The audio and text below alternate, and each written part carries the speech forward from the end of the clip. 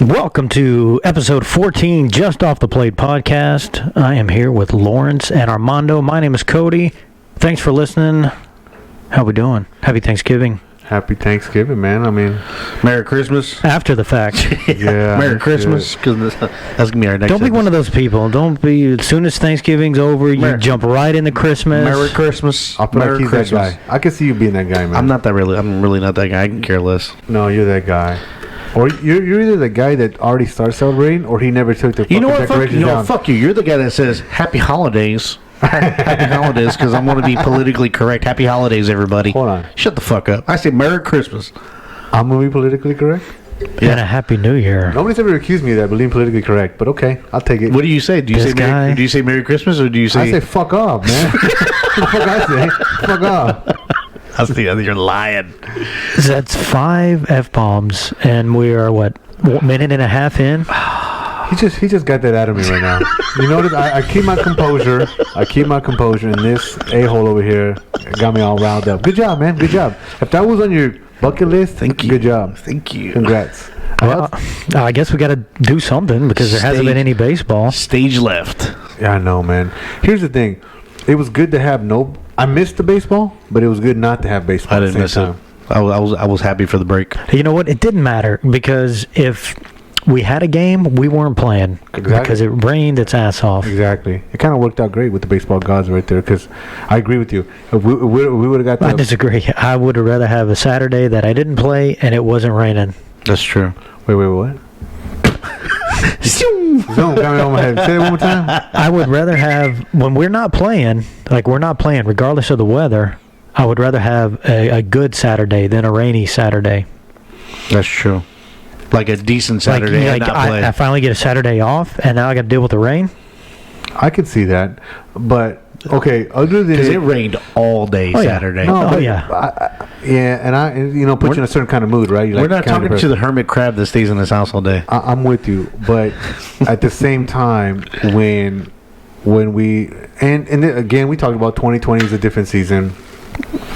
That we probably need to let it be over already, right? It's not been the best season for most of us, and so even though I miss baseball or don't want to play it, I want it to be over. I still feel like okay, well, if we have to be off and it rained, I'm okay with it because I'm like, all right, well, cool. It didn't take away from a game that we would have played, but right. I do get your logic. I understand both points of view, but I think I understand yours more. Yeah, like you're getting crapped on. Yeah, but it's like just washing your car and you drive out of the car wash and then a bird shits on your windshield. It is, but I feel like if Mother Nature says we have to rain X amount of times out of the years, at least it did on a day we didn't have to play. See, that's the way you're looking at it. Yeah. You're looking at it from a weather standpoint. I am. Yeah. Well, what about this week? We're supposed to have playoffs this week. Yeah, for HHL, and it's supposed to rain tomorrow. Well, the rain carried on. Well, we didn't have a game today. Today. Today. No, we got canceled. Right, that's what I'm saying. I was supposed to have a game tonight, and it got canceled. Because of the weather. Right. The field was still wet. It was because it's been cold. Yeah, man. Cold and rainy. But here's the thing, though. That's what I'm saying. So I'm glad it rained because it was fucking cold. I didn't want to be out there myself. I don't want to play in the cold regardless. Baseball we can control. Weather we cannot. I know. That's the difference here. I know. But I just don't like. I just don't like playing in the cold. It hurts. So that's why I'm glad it rained because it saved us from this cold weather. Now, if it was great weather, if it was great baseball weather and it rained yesterday and we couldn't play today because it rained yesterday, I'd be fucking mad. So I just want to let you know the high on Saturday is going to be 65 degrees. It's going to be cold as fuck all day. That's not cold as fuck, dude. Okay. That's going to be nice. It's going to be sunny and 65. Well, we play in the later afternoon, right? 2 o'clock. It's going to get colder. Nah. Don't put that bad mojo on me, man. Dude, 2 o'clock. That's like the hottest part of the day. Yeah. It's going to be great. Unless it rains. It's supposed to only rain tomorrow or Thursday. It's supposed to rain every day, man. It's Houston. So every day by your logic, tomorrow it's okay to rain because we're not going to play anyway. Yes. Because you are not playing. Let Mother Nature. We play the loser of that game. Right. I'm saying let Mother Nature get it out of its way. That's a weird way to look at it, but okay. So we're not going to play tomorrow. Yeah, it's gonna fucking blow, man. It's the weather. I'm not playing tonight. It's all good, man. You're doing your batting average a favor. Sorry, man. Look in the mirror first. Damn. There's always a bright side, right? So it takes a game to Friday, Yeah, Friday night. which Hopefully, is better than playing on a Wednesday, right? it does. No. No, Well, we got not for you, huh? Oh yeah, Mr. Fucking. He's a Wait, so that workaholic. means you have to play Thursday? Yeah, you gotta play Thursday, all night Thursday, because from what they're being told, well, what I'm being told is they have to finish the game between the Diablos, which is 2 innings, which is we're gonna start that game at 7:00, and then immediately right after it goes right into the whoever the winner is plays the Thunder same night. Wow. Like, I don't know how that's gonna work. That's gonna be a shit show. Where's this? I have no idea. They haven't put the I schedule thought out it was yet. Sugarland or something. Oh no, that's gonna be the Friday game. So the loser from our game is gonna play y'all at Sugarland. Yeah. So it means we're gonna be on your home turf. Oh yeah. At City Park. How far is that from you? Not, it's pretty far. Really? No.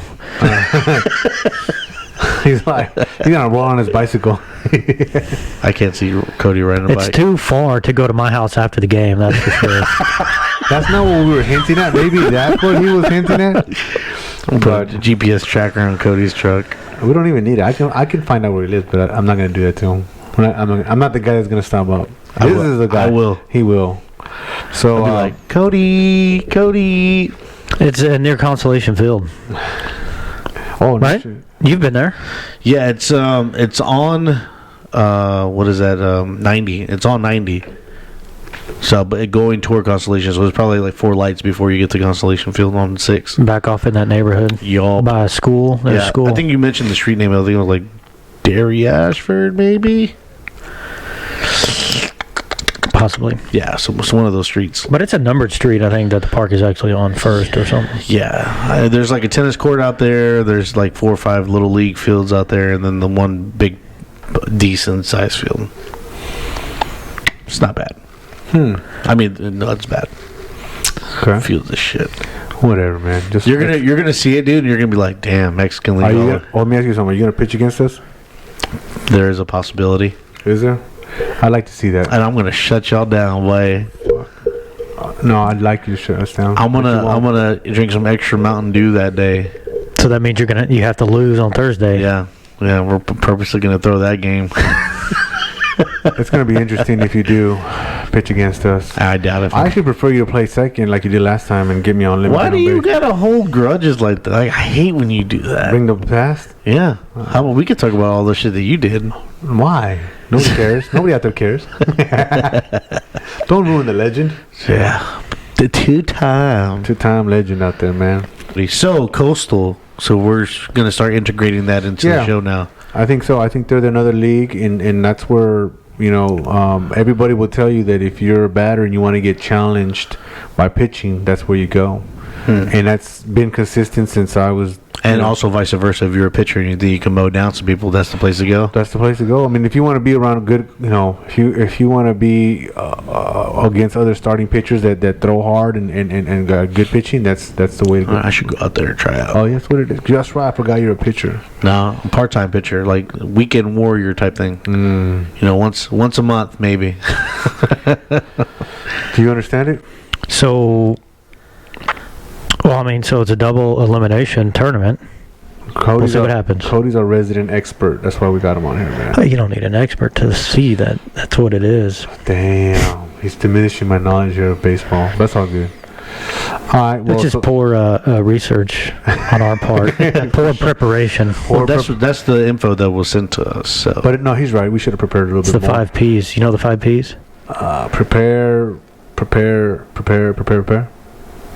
A piss poor performance. I don't know. Forget it. Maybe it's just 3 Ps. It's a military thing. Don't you know it? 5 Ps? Yeah. No. Alexa, what's the 5 Ps? She goes, I can't find that song. Found on the web. According to islandpress.org, 5 Easy Pieces features 5 contributions, originally published in Nature and Alexa, No, turn her off. shut up. Never mind. Forget about it. Forget about it. She's gonna kill you in your sleep. I know shit, dude. All right, so let's go into. Prior preparation prevents piss poor performance. There you go. That's it. The 5 Ps. But it used to be 3 Actually, I Ps. think that's 6. Don't look it. Don't look it up. Don't look it up. Prevents Don't look piss it up, poor no. performance. No. I feel like we're just on a treadmill with that, just running in circles. Okay. Is that how you're? Never mind. So we're gonna get into the Metropolitana games for this weekend. So you got, if it doesn't rain and all that bullshit, you got 9 a.m. Alianza versus the Reds at Davis Field. Same field, 12 p.m. Alianza versus Pirates. So it sounds like they got a doubleheader. Yeah, back to back. Ooh, it's gonna be weird. At Mitchell Field, 9 a.m. Brewers versus Havana. Same field at Mitchell Field, 12 p.m. Tines versus Havana. Oh, they got a doubleheader too, huh? A lot of doubleheaders. Probably just makeup games. Deer Park, 9 a.m. Poleteros versus Cubs, 12 p.m. Peleteros versus Veracruz. Another doubleheader, huh? Mm-hmm. Down number 1, 9 a.m. Blue Jays versus Indios de Juarez, and 12 p.m. Orioles versus Indios de Juarez. Not to be confused with the Gulf Coast Indians, they have an outstanding record out there. So that's what Metropolitana is gonna look like in this Sunday. Fucking weather, man. It's not really baseball weather. Hell no, man. I want that nice, warm, 72 all the way around. all the way around. California weather. I call it California weather. Yeah, Now, no, I'll agree with you on that. some of you know. I've never been, but I imagine Okay. You've never been to 75 Cali? and sunny is California weather. We got to go out there. We got to find a NABA LA team out there just to scrimmage. Well, they do have a Palm Springs. I think in now it's kind of cold, but it's especially being the people don't realize that the desert At gets night cold. gets cold, yeah. Yeah. So, but there is a Palm Springs tournament in January, if I remember right. So it'd be cool to go, man. But That's with whom? NBA? no, HHO? MSBL, yeah. Oh, okay. We should go. You know, Yeah. speaking of MSBL, we're going to have Joe, President Joe Banasik, Banasik, will be on. Coach and mentor to the Marauders. fearless leader, man. He's the guy behind the curtains. He's the real Behind the he's- scenes. He's the guy pulling the strings in the back, and he's the real good luck Chuck. Ooh, Ooh, right? that's my name, G. I know. Everybody knows that's on Facebook. Good luck, Chuck. Did you know this guy has a lot of I did not aliases. know that. You know he has Cheeto spelled with an ITO. By the way, Stuart, for when you spell Cheeto Bandito, make sure it's ITO.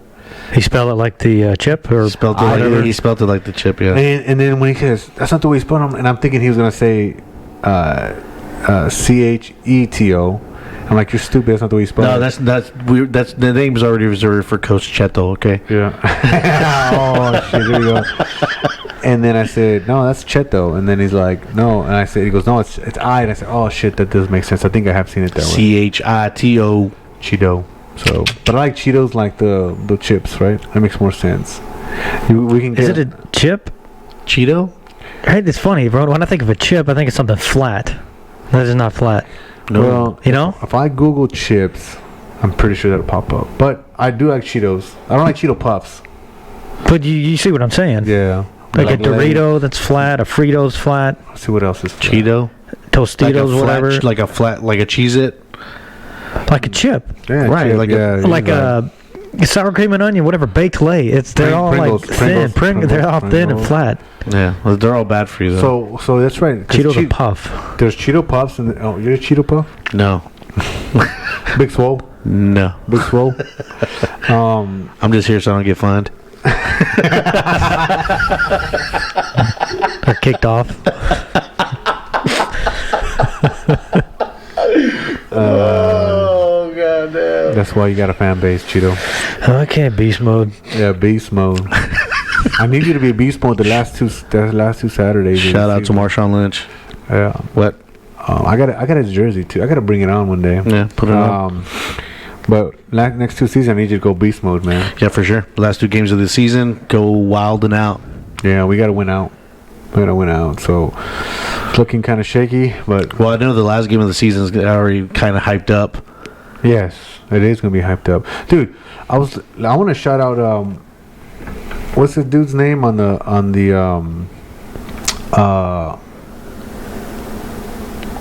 Cyclones. Let me see, Nava. This mofo's like leading every fucking category. Like, what the fuck's his name? Oh, yeah, we brought him up last time.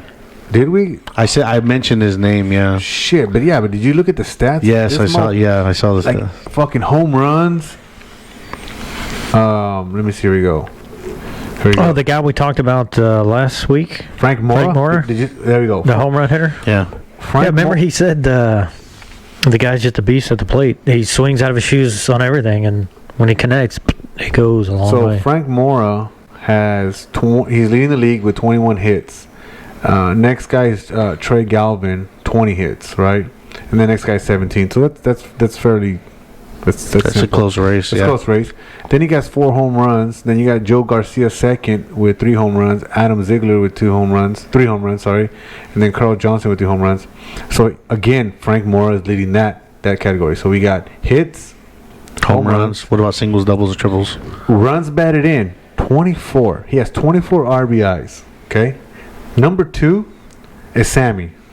All right, 14. The next guy, there's a 3-way tie for second place.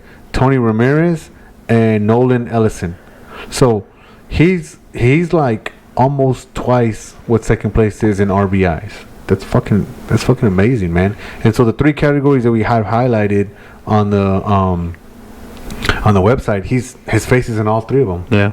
That's badass, man. That's pretty good. Yeah. We're definitely gonna have to warn our pitchers. Fucking watch what you throw to him. We're just intentionally walk him. It's really. Well, I'm not. You know, if it's crucial, yes. If it's not, let's see what he does. Challenge him. Challenge him, man. You know, I'm gonna take a page out of Stewart's book and I'm gonna go by stats on this one. Well, yeah, but I'm not gonna pitch to him on. I'm not gonna challenge him with bases loaded, right? It's guaranteed that we might lose that one. But no bases loaded. Well, if we're down 12-1, who gives a shit? Well, let's see how far you can hit this one. Yeah. I call this one the Terminator. I don't want him to pad his stats in our book. Okay, all right. No, but but here's the other thing. That's something to be said. I mean, people who walk people, like, I don't think we should take stats away from him, right? Like, we shouldn't walk him all 3 or 4 times we see him, right? No, that's not done in this league. Yeah, but we should put some respect on his name and make sure that, in a crucial moment, that we do not. And make sure somebody scores it properly into the system. I don't know who's home. Whoever's home that day, maybe they'll have mail. I think we're away. Are we? Yeah. So maybe Jose won't favor us on hits and. Hopefully he calls everything a hit when I go up to bat. Me too, man. Right, Cody? Everything we do is a hit. That'd be great. That's fucking awesome, man. Cody fucks me over on a lot. He's like, no, that's an error, bro. So that's a good point, right? So anybody out there, if you know an official scorekeeper, now the higher the division, the better, right? If we can. I don't think anybody knows anybody in MLB, but if you do know somebody in MLB or even the minors, that'd be great. If they're an official scorekeeper, I'd like to get them on the podcast. But probably college and even high school. If you know somebody that actually does it in those 2 levels, preferably college. I think high school would probably be the coaches doing the book. I agree, but depends. If you go to fancy smashy schools, maybe our coaches did the book, did they? And which in turns means you pass it to the guy on the bench. So never mind. Which is why I know Which is the bench coach. So no, the kids. Oh, yeah. We had to keep the book. Yeah, everybody got hit. Everybody got hit from me. So let's get a high school coach. But if we, I'm sorry, let's get a college scorekeeper. But the reason is because it's been I think it's a good conversation in baseball. Is what's a hit? What's an error? Everybody has a definition now. I'll say it like this: Juan from the Pelicans was questioning Jose on some of the hits that his team had, and I know we've had our own questions with our own team and other teams about what they call a hit. Right. And because it's more than just hitting the ball and putting it in play. Yeah. I realize that it's technically a hit because you hit the ball. But in the book, it's not a hit, so to speak. Right. Sometimes and those numbers get manipulated into the system. And, sure. Yeah, And we're I think pretty strict. Would you say pretty strict with our. We're the only fair. We're the Fair. only team that Fair. is super fair on our books. Yeah, I would say so. But I wouldn't say the only. Can't say that for Stewart. No, Stewart. Stewart does care about what's fair, what's right. I mean, he's not going to be very very lenient on that. But I think fair is a good way to describe it. I think we're pretty fair on that. We'll even have discussions. Hey, was that a hit? Was that X doesn't like our fairness. No, he doesn't. But here's the thing. But that's good conversation. I mean, what conversations you and I had about a stolen base? You know what I mean? And so that's why I would like to have an official scorekeeper, because kind of like what I say in my job is, if everything was black and white, you wouldn't need judges and attorneys. Right. That's true. Same thing with the rule book in MLB. If it was that black and white, you wouldn't have these kind of, hey, whatever you think might be, because there is it'll say in the rule book, hey, it's up to the official scorekeeper. Yeah, discretion. So I definitely like to have that side of it, and that's a good conversation to have, because I think that some of these teams are being very lenient with hits, and that's why they have such a good batting average and leading in hits. But you know, it's funny you say that, because even I think I seen I forgot what broadcast it was. The announcers were like, "Oh, that's definitely not a hit." They were like, "Let's see what the official scorekeeper says," and they're like, "No, they didn't give it to him." Wow. And, you know, and I think that if the scorekeeper is being more lenient to the home team. Do you know what I'm saying? Yeah. Like he's gonna be more like, especially I almost guarantee you, like, when it comes to hits on their team, it's gonna be more lenient, but also gonna be errors too, right? They're gonna be like, well, I need that to be an error, so I kind of want to just have an MLB professional scorekeeper now, because I wonder if they look at the replays like the way everybody else does. Yeah, sometimes they do on a close play. Right. Wow. But you got to remember, like MLB, they are held to a way higher standard. I agreeable. Yeah. Agreeable. I mean, Because they only have 3 hours a year. Yeah. Yeah.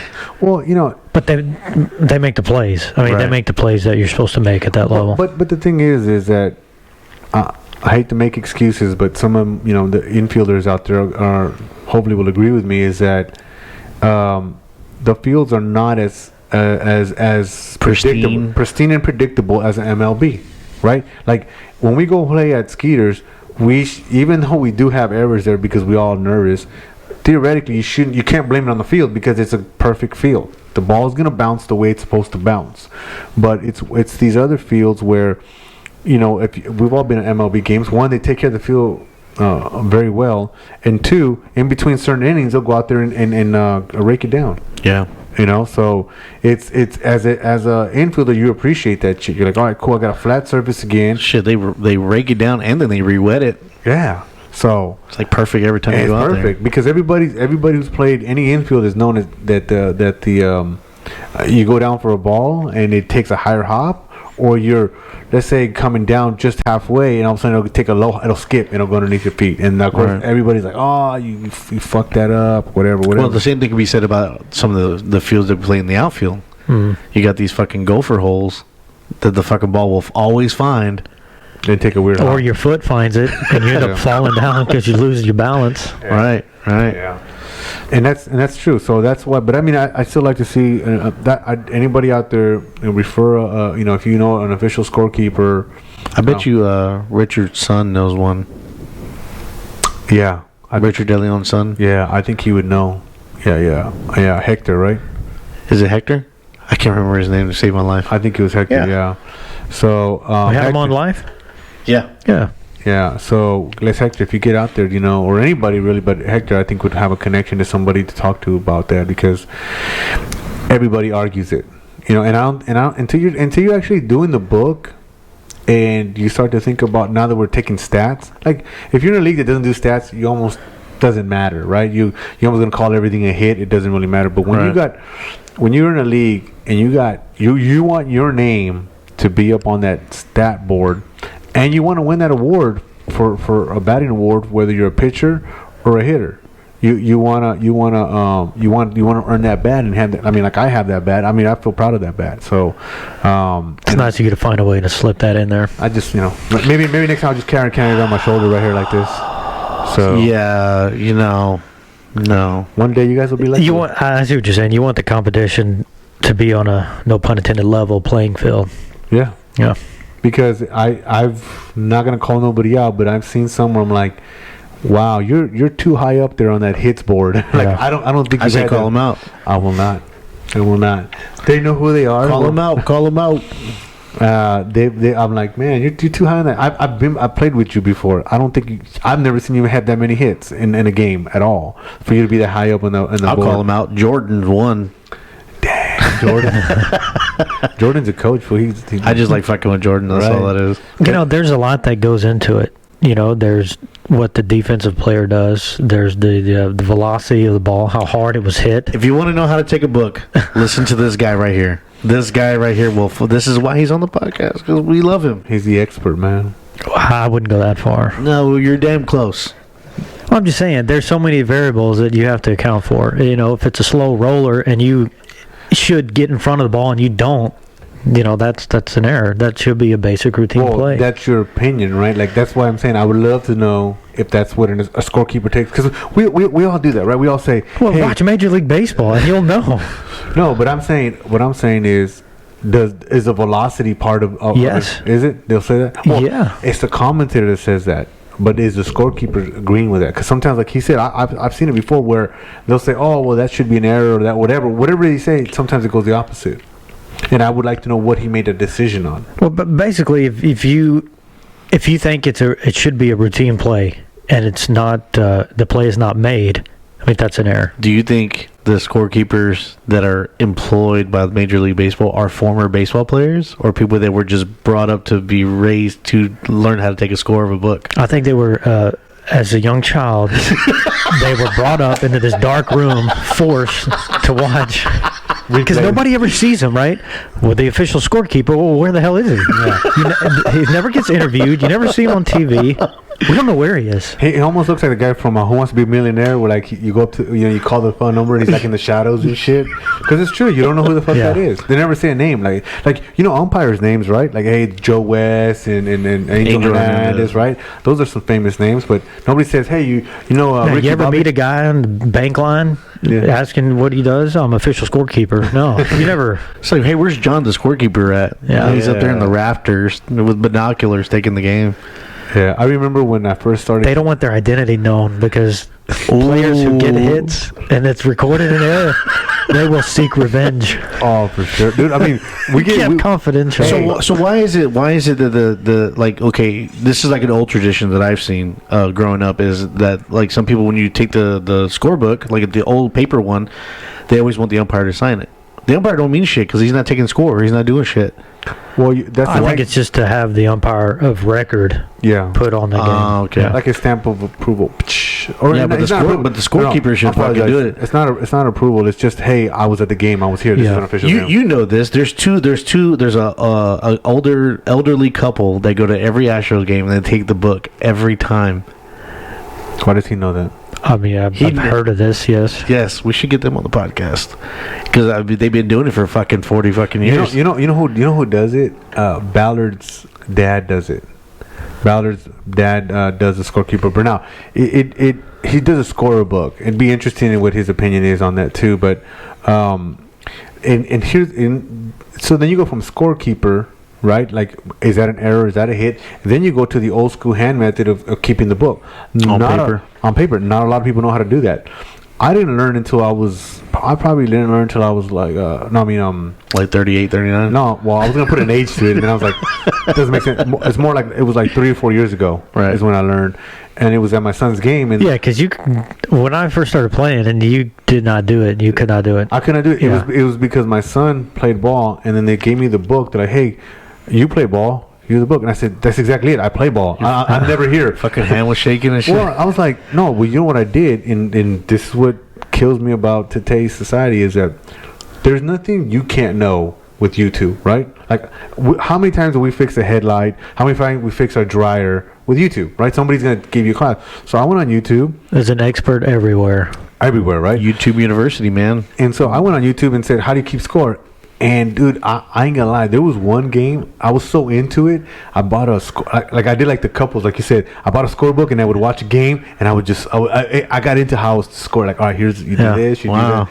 Yeah, I got into it, and so.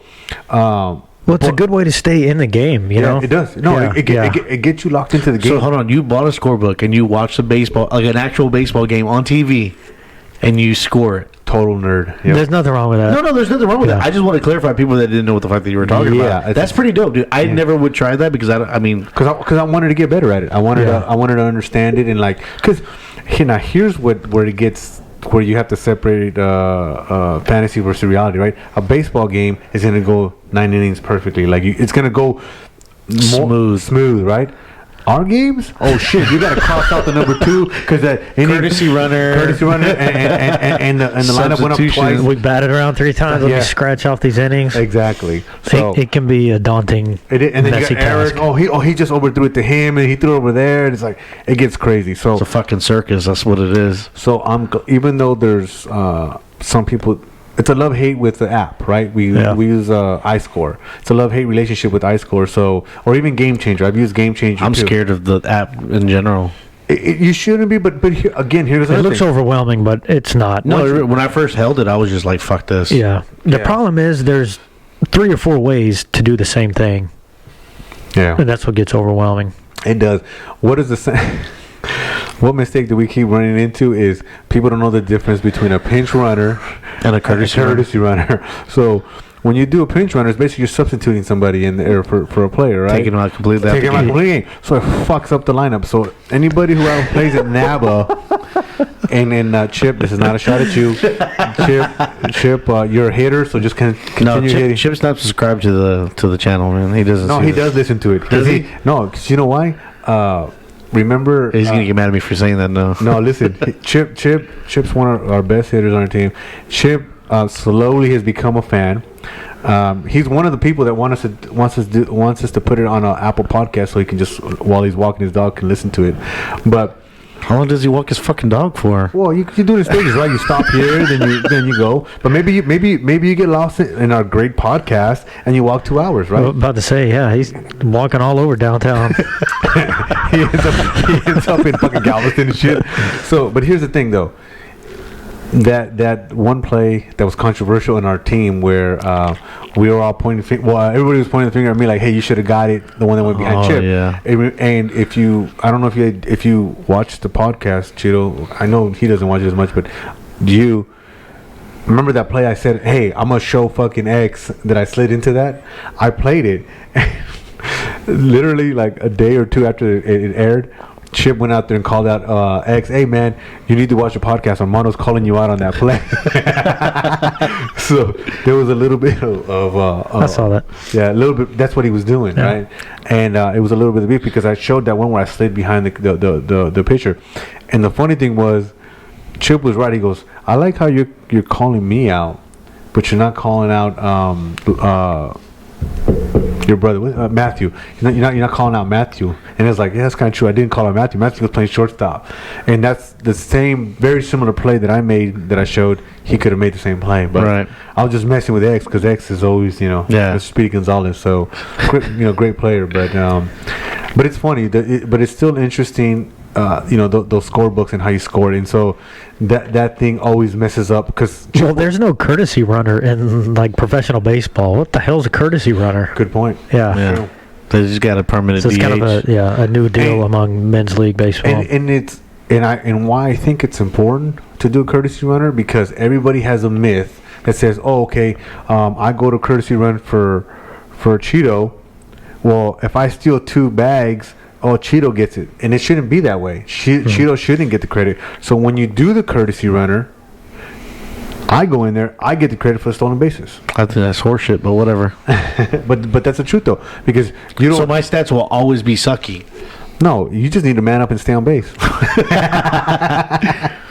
So, but that's the way it should be. That shit sucks. You don't need... Just hit, and you don't need stolen bases. Yeah, man, just hit them over the fence and just cruise around, bro. I'm trying to keep up with stolen bases with X. Oh, good job. I mean, good luck with that shit. Yeah, I'm trying, man. I'm trying. Next time, maybe next season, if I have a better season with hitting, I can keep up with X. But Well, maybe find another catcher I can actually run the bases next year. no, is that what it is? You wouldn't want to. You wouldn't want anybody No, I else wouldn't to want play. to. You're a great catcher. I don't know where else I would stick you. Third. Where else could I stick you that you do well in? Third. Where else could I stick him that you could do well in? Third. Pitching. Other than catching, I don't think I can think of catching. I can't think of any other location I What can stick him the in. fuck ever, dude. I feel like you're stereotyping his body type. I'm short and wide, man. What do you want me to do? Yeah, he does have a does have a catcher's body, doesn't he? But Dane is not the guy. Would you want to run into him trying to block the plate? I mean, we should ask Ironbird's first baseman how that went. It didn't go so well for him. What was his name? I forgot his name, man. Nicholas. Nicholas. Nick, yeah, Nick. Nicholas. Sorry about that, Nick. My bad. If you're listening, which I probably highly doubt it, but Maybe someone get to him. But yeah, Cheeto ran into him. Maybe I'll put that clip in there. no.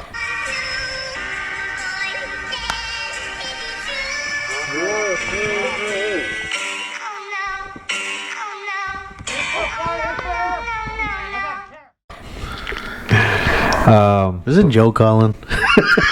Yeah, we better get with Joe. We better get to Joe. On the line, Houston Hardball League president, Joe Banasik. Joe, welcome to the show. Thanks, guys. Thanks for having me. I appreciate it. Yeah, thanks for calling. You know, in my intro, I was going to also say manager of the Marauders, but Joe, I've only seen you at one game. Yeah. Well, I learned really quickly that once I quit showing up, you guys were winning. So I just stayed away at that point. I'm a lot smarter than people think I am. That's for sure. No, I think it's that the president is a hard job, and you're busy doing presidential things. That's why you can't be around, right? Yeah, especially this year. I'm doing a lot more on hand just with all the COVID changes and things. But fortunately, Stuart and Armando have it under control, or at least they appear to have it under control, and that's good enough for me. Yeah. I mean, it's definitely. I mean, it's been a pretty good season for the Marauders. I mean, we had some rough patches, but Started off bad, but we finished strong. yeah, we did finish strong, so it ended up going pretty good. But you know, I think that's what a lot of ball players don't understand what goes behind the scenes, right? You know, trying to like these rainouts. Like let's get a perfect example. Let's talk about this week. I mean, we're supposed to play Tuesday, right? No, Wednesday. Well. Yeah, Marauders are going to play Wednesday. Then you had a game that was supposed to happen on Tuesday that was going to decide what was going to happen on Wednesday. And then the ball field, we got rained on Sunday. We got rain on Thursday, Friday, and Saturday. And Sunday, right? Yeah, a little bit of Sunday. Yeah, and so then it got cold, and so then, you know, you're stuck with cold. It didn't dry up enough, and so now you got to make changes, you know? So that's the stuff that people don't know that you go through, and you know, besides whatever you do in your normal day, you got to mess with that, you know? So... Well, it's a lot more complicated than that, too. I don't know if you guys realize it or not, but well, some of the fields we have to be off at a certain time, and the Diablos and Cyclones, lo and behold, finished in a tie the other night. Yeah, I wasn't there for Be that. off the field. So what was going to happen was they were going to play out that tie at 7 o'clock tonight on Tuesday, and then the winner was going to stay on the field to play the Thunder, and then the loser was going to come back to play us tomorrow. And so that's the other part behind the scenes that's kind of going on. It's a little goofy, but that's just the way it is. We've got to play out a tie in the playoffs for sure.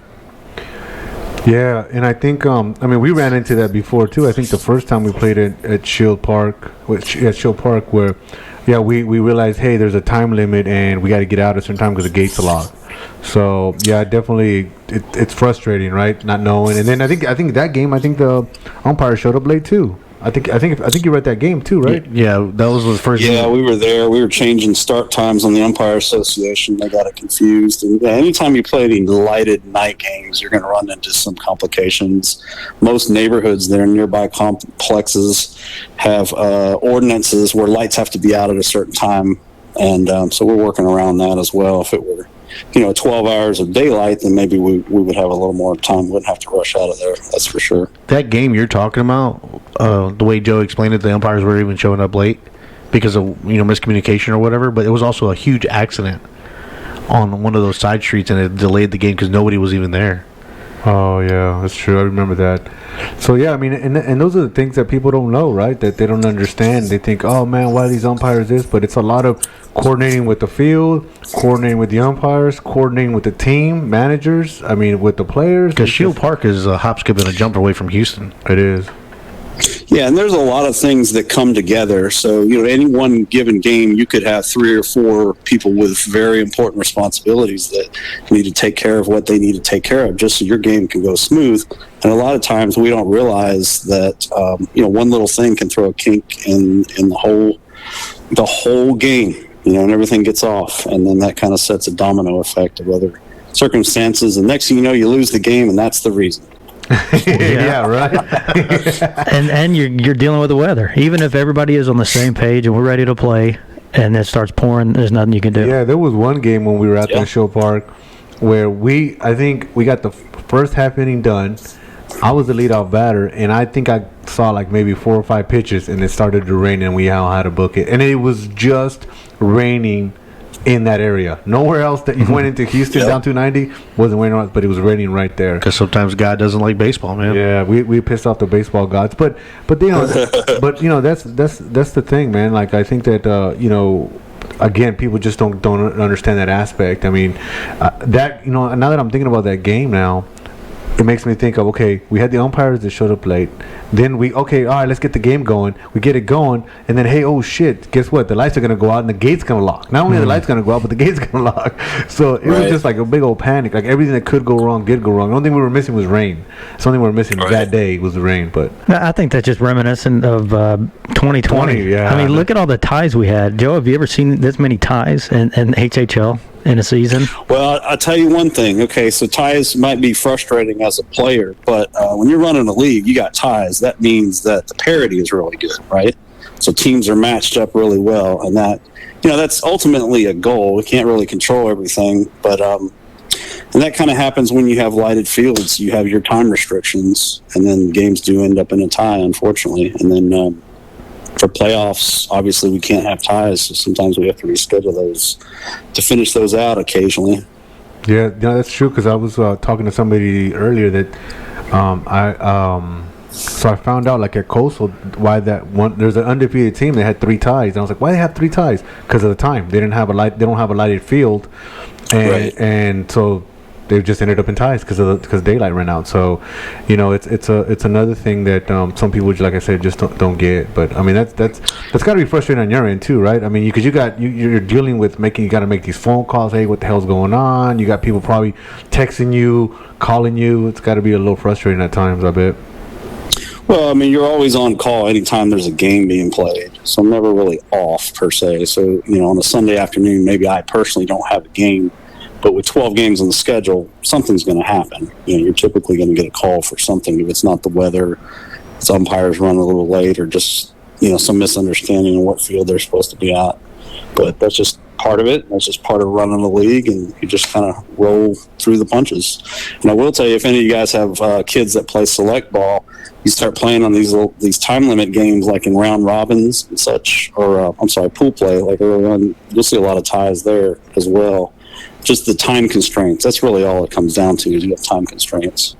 Yeah, that's for sure. Those round robins would have to be done at a certain time so we can get the next one going. So that does make sense, and I guess it's just part of the game. I mean, it is what it is. You just kind of roll with it. Yeah. Now, on the flip side, we could all work really hard, get a lot better, and go play Major League Baseball, and then we could play all night long if we had to. There you 25 go. innings. Right there, you go. Or nobody's paying us to play, Joe. or Joe, we can just buy a piece of land and just make our own fields. Oh, I'm all for it. Right. Hey, right. if you do that, I'll be the first one to ask just to cut the grass. That's all I want to do. I just want to ride the lawnmower in circles. I have no interest in running the league. We already got guys for that. Oh, brutal. I don't know why Cody's looking at me like that, but Did you notice his hand was like, I got guys for that? he pointed at me and pointed at me and Cheeto, like Forrest Gump, right? Get on that little ride-on lawnmower. Y'all started that. Yeah, I know. But so that's an interesting thing here. So let's jump right into that. How long you been running Houston Hardball? Let's see. It's been at least 20-something years. Wow. I didn't really start the league. It was a 30-plus division, and I was about 24 years old, just back from college. Didn't really play much, growing up until really high school. But I saw this league, and I said, man, I want to play in this league. And so 24 years old, I said, man, I want to play. I go to the tryouts. Of course, they're published in the newspaper back then. They didn't have internet. So I go and I show up. Okay, insert the chuckles. We got the schedule by fax, by the way.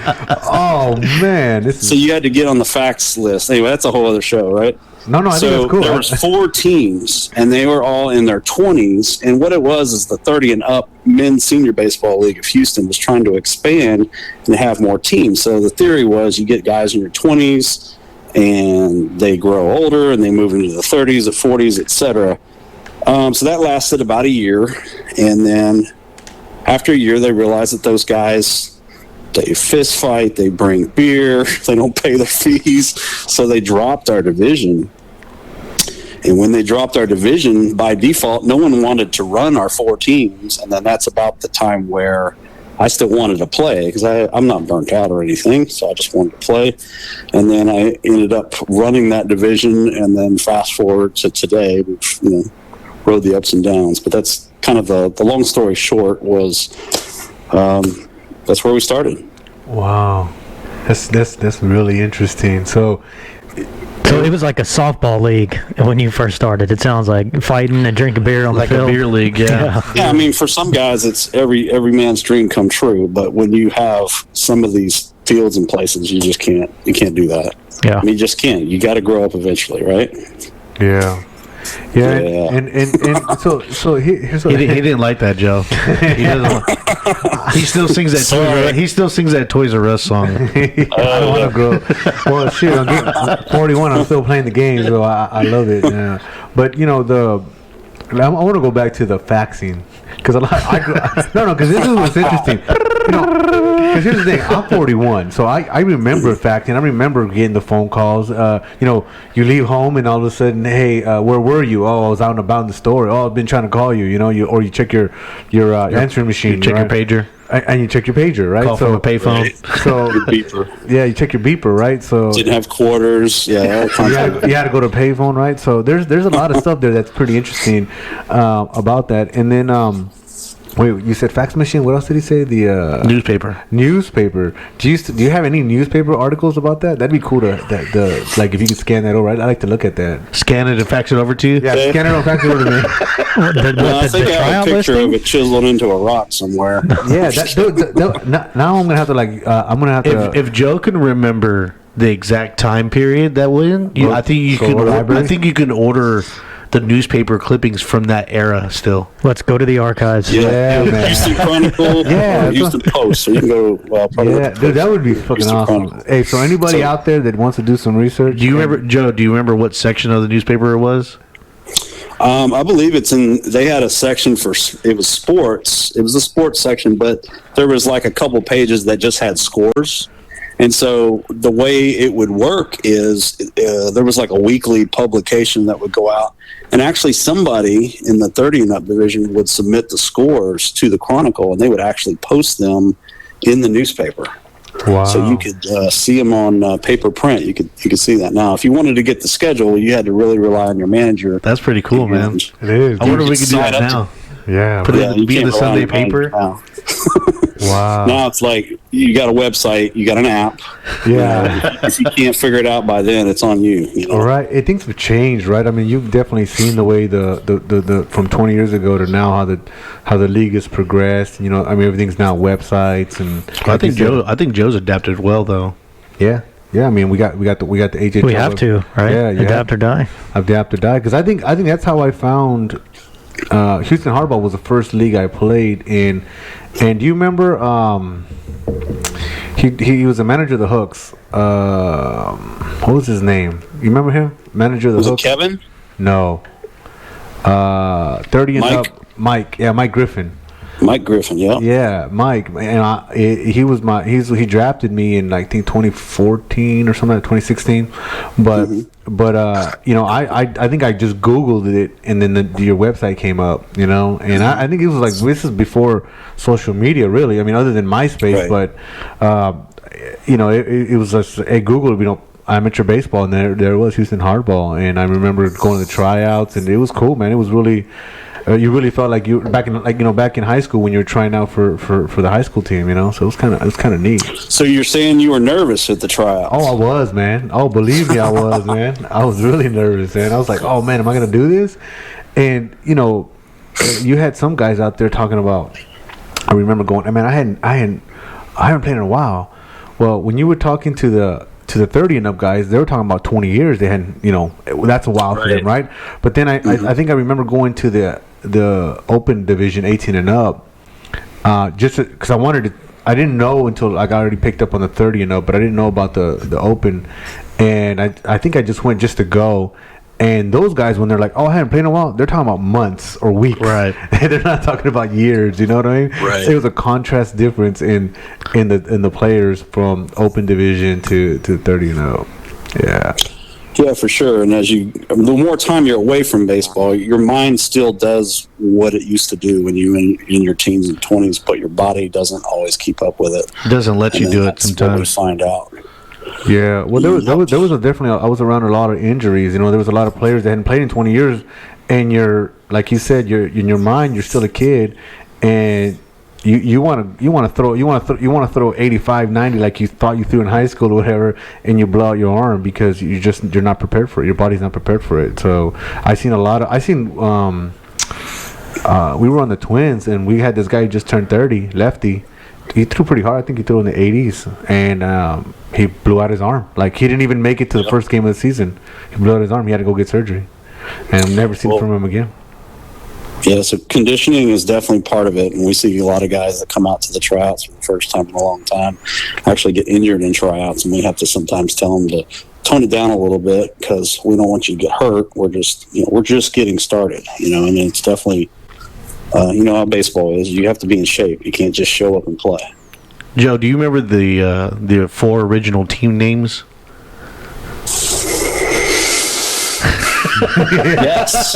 Yes, I do. All right, let's go. Let's go. Do you want to hear them? Yes, we do. Yes. All right. So we got. Actually, I can remember 5 when we expanded from 4 to 5 teams. But we had the Padres. Colors were brown and yellow. How about that? Cubs were pinstripe. Let's see. We had the pinstripe unis. We had the Tigers. No, we didn't have Tigers. We had the Giants. We had the Astros. So these were all like pro name teams. Yeah. Pro name. Yeah, it just made you feel the part, I think we need And to then go we back had to the that. Phillies, and the Phillies had maroon uniforms. Oh, they had the Maroon- old school 80 old uniforms. school. Yep, exactly. So HHL, that's a part of MABL and MSBL, is that right? That's correct. It used to be called Houston. Let's see, it was Houston Men's Senior and Adult Baseball League, and then once we got into the internet and starting to operate things more off the web, then I felt like we needed to kind of shorten the name and ran the name by a few people. And anyway, we just changed the name, Houston Hardball League. It was easy to remember, and we are part of the Men's Senior Baseball League, so we are still affiliated. There were some other guys running it before I was, and that would have been in 95 to 97 range that it was started in Houston, and we've sent teams to Phoenix and Arizona ever since, so for the last 30 years. Damn. Man, 96. I was in high school. I was a senior in high school back then, man. Shoot. Man, Let's not talk about where I was at 96, 97. You were still in your daddy's 2-bedroom apartment. That's not true. That's not true. Still learning to ride his bike. I was like 10. Okay. Damn, that's so when did you start the Marauders? Marauders. That might have been 5 or 6 years ago. I think we were an expansion team, so we were at the point where we were starting to grow the 30 and up division, and always liked those colors of black and gold, but I didn't quite want to be the Pirates. So I just did some research, and that was a minor league team. And I had a friend from church who was a pitching coach for the Marauders. I said, Marauders, I like that. Let's do it. And that's what I did. And there we are. And then we started the Marauders, and black and gold, one of the few black and gold colored teams. So would say we dominated, but we never did. But we had a couple stints where we did really well and got close to playoff, or got to make playoffs several times and made championship maybe once. But we still need to win a championship, and that's on the goals. Yeah, that is on the goal, man. Hopefully this will be the season, man. I mean, Yes, sir. I'm going to stay away so y'all can do it. Well, we got to rebound from that playoff loss. yeah, that was a tough one, man. That was a tough one, but hopefully we'll do better next time. So I know the other part that occupies you is your side. You got a batting cage, right? In spring, is that right? That's right. Yep, it's in spring. What's the name of it again? It's called American Pastime Sports. It's formerly Spring Klein Sports. We were located near Klein High School. Kind of adopted that business. It was an e-commerce project to sell product online. I ended up adopting the business and turning it around from failing to succeeding, and then we moved and changed the name, American Pastime Sports, and it is located on 2920 in Spring. Nice.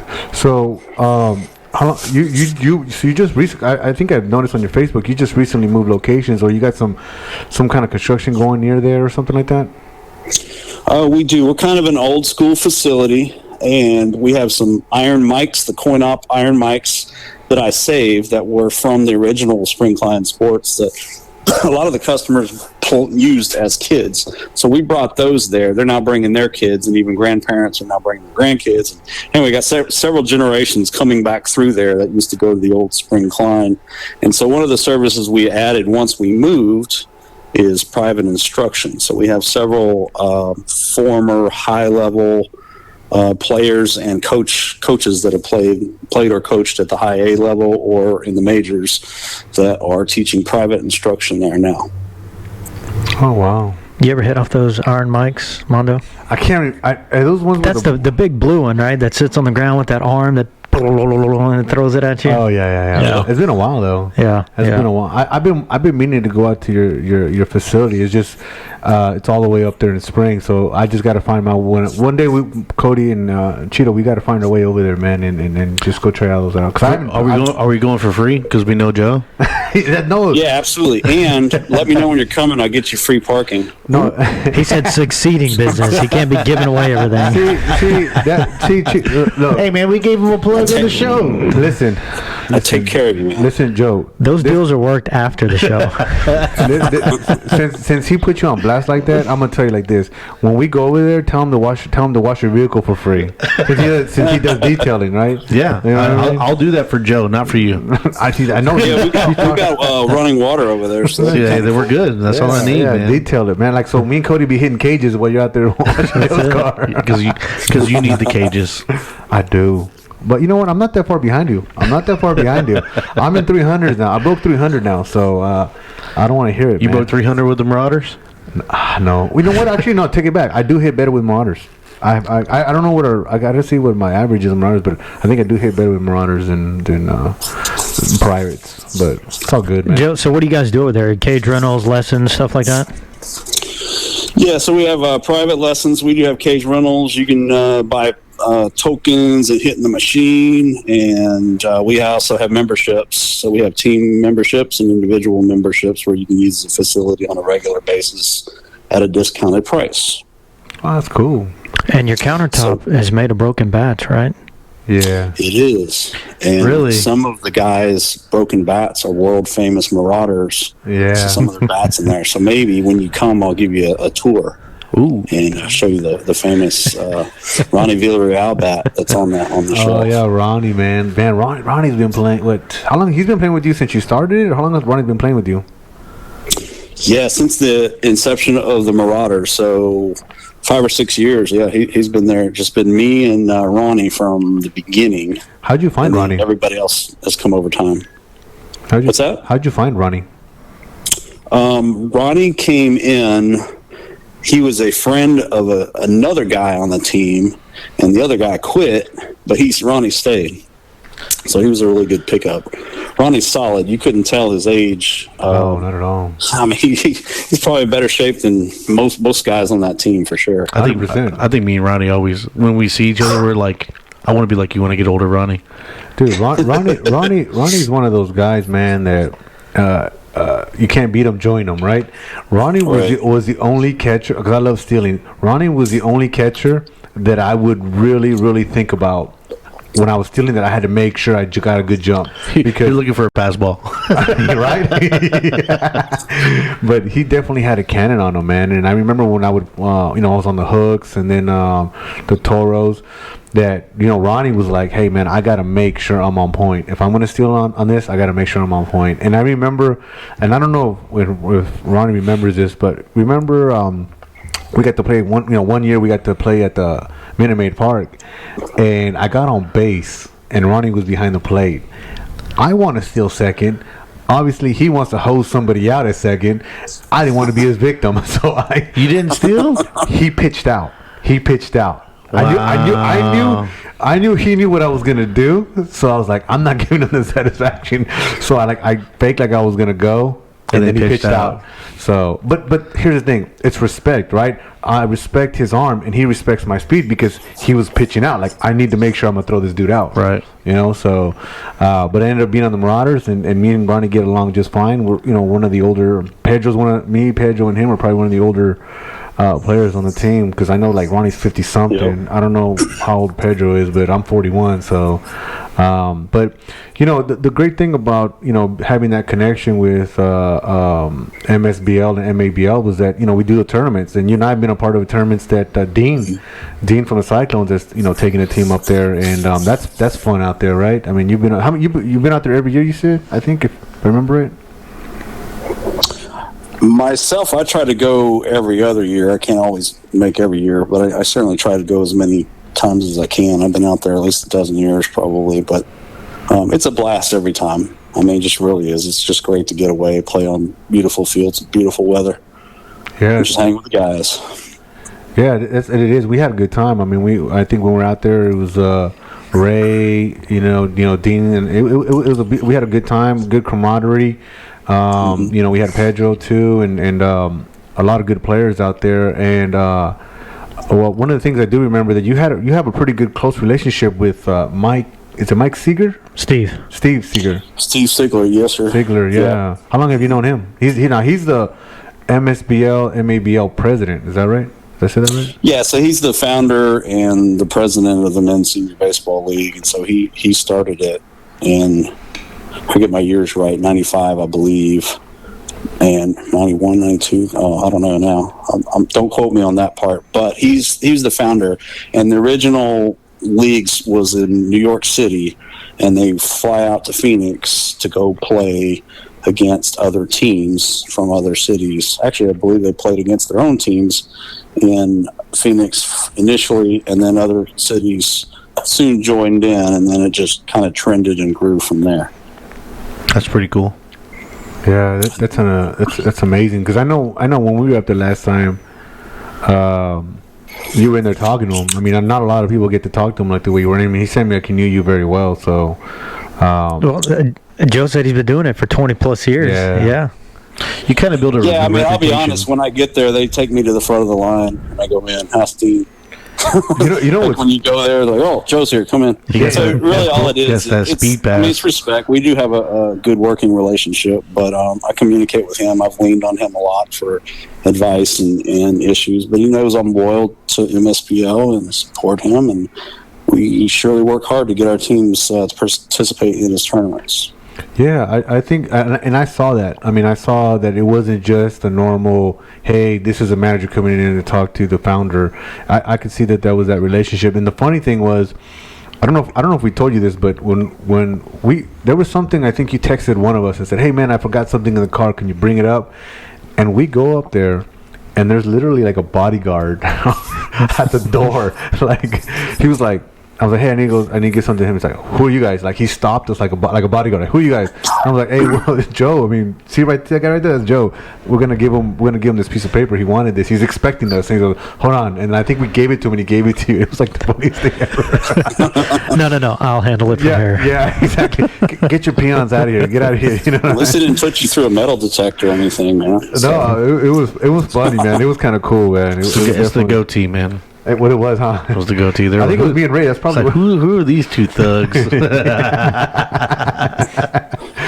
But that's cool, man. I think it's important that we do support the MSBL and MABL. You know, at least from Houston's side, support. And I think Dean. I think is we didn't get to do one this because of COVID. I mean, everything went out of whack this season. But right. I know he's talking about 2021.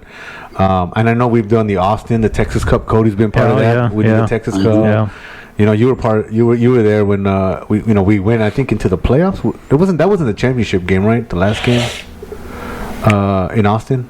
No, it was a playoff game because if we won, then we stay the night there and play again the next day. I think the championship game. But we ended up losing because, Joe, you remember they brought in that ringer. Yeah, they brought in the ringer. That night game. Yeah, it was a night game. And we were all so pissed. Yeah. We had our hotels booked for the extra night, but we just drove home. How fast was he throwing? Oh, he's throwing hard. Yeah, it was pretty hard. He was throwing hard. You know what? He was hittable, but the thing was he was fresh arm. I mean, this is a guy that hadn't played one single inning the entire tournament. The rest of us are there trying to grind it out, all the other teams, and he just basically drives in from his house. He's fresh. I mean, his uniform is still white. Come on. Yeah, I remember you were pretty upset. They probably flew him in. They flew him in. I remember Joe was pretty upset. He's like, man, you guys probably flew him in a helicopter over here, I was like, and you were rightfully so upset because it did make sense because part of being on a tournament and part of having a team was having that set roster.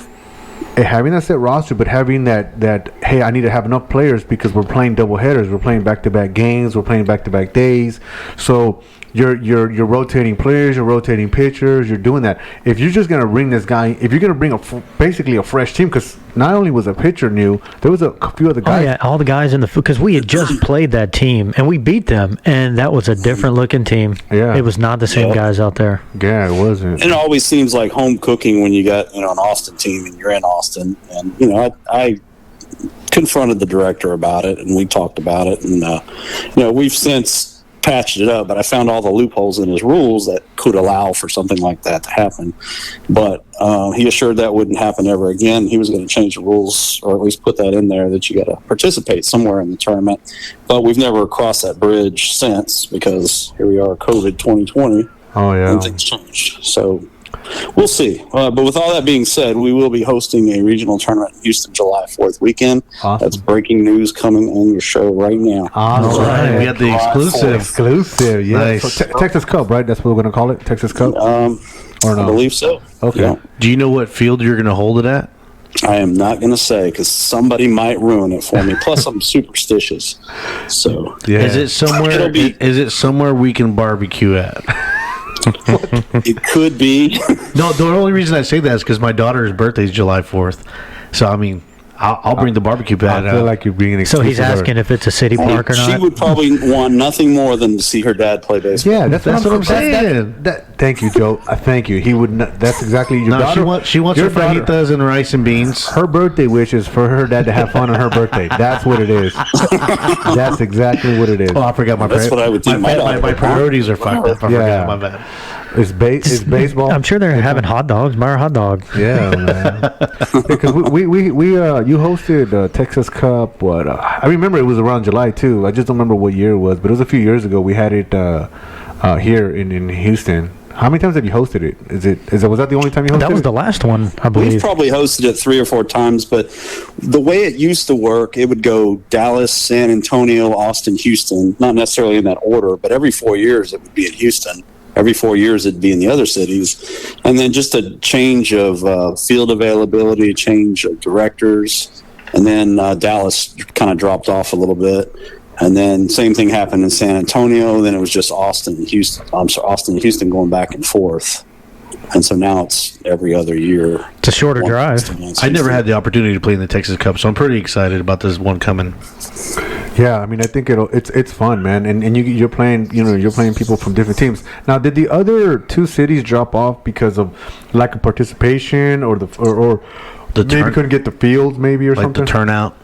Maybe. I think a lot of it is the fields, because you need to be able to have high quality fields, and you need a minimum of probably 5 that are like Northland Christian or better if you can. Yeah. I mean, you can't throw Schwartz in the middle of a tournament. That would just like set off. We're never coming here nuclear again. bomb or something. Yeah. We're never coming to this place again. Schwartz is a great field for lights, for night games. It's well kept, unless you're for playing right standards field for the city. But anyway, I don't want to go off on a tangent or anything, but typically it's because of field availability, and it changes because the leagues are always in a state of change. And so your relationship that you have at your field is only as long as the person that you know is there, employed. Yeah, And so that makes sense. I mean, that's something we've talked about on the podcast before, is another thing about players not understanding that you got to build these relationships, and it's important to keep these relationships good, right, in good standings, right, between either the league president or whoever's coordinating the field, but also the players, right? If the players are gonna be assholes on the field and leave trash or fight or cause problems, well then that ruins it. They're like, hey, you're gonna let you host your game here, because I think Faith West is one of the fields that we played on before, I think, in Texas Cup, and it's a nice field, and but it's one of those things, it's a private field, so it's like if you get into a fight or create a ruckus, then hey, get out of here, we don't want you guys back, we don't need your business. Yeah, they don't want to see that out there. They've got kids that are members of their school and church and everything else walking around, and they don't want to see all that out there. Right. And I think we, as members in our league, generally speaking, are our own worst enemies, because it's those things, the outbursts and guys having, heaven forbid, fist fights or just flipping trash cans, and the drama are the reason why we're not usually welcome back. And they don't always say. It's just sometimes the field availability is just not there anymore, and you just have to think, those are the reasons. Now, on the flip side, we have lost fields that is beyond our control. For example, we used to play at Cypress Christian School, and the same thing happened at Waltrip. 2 separate incidences on the football field with Little League football between fans and having the police called out ruined it for everybody. So that means nobody gets to use any facilities from the school. I can't blame the school for that. But those are things that they're kind of beyond our control. So we can do everything right, and that can still happen. Yeah, so you never know.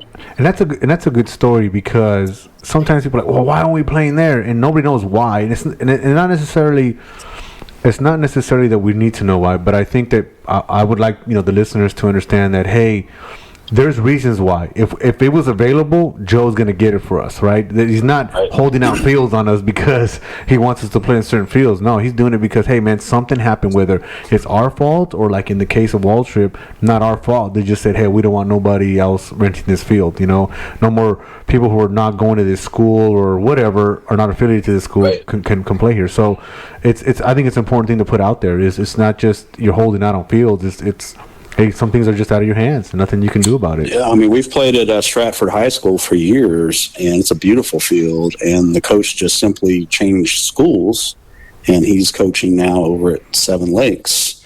And so we've used Seven Lakes on some tournaments, but it's not available for all year round.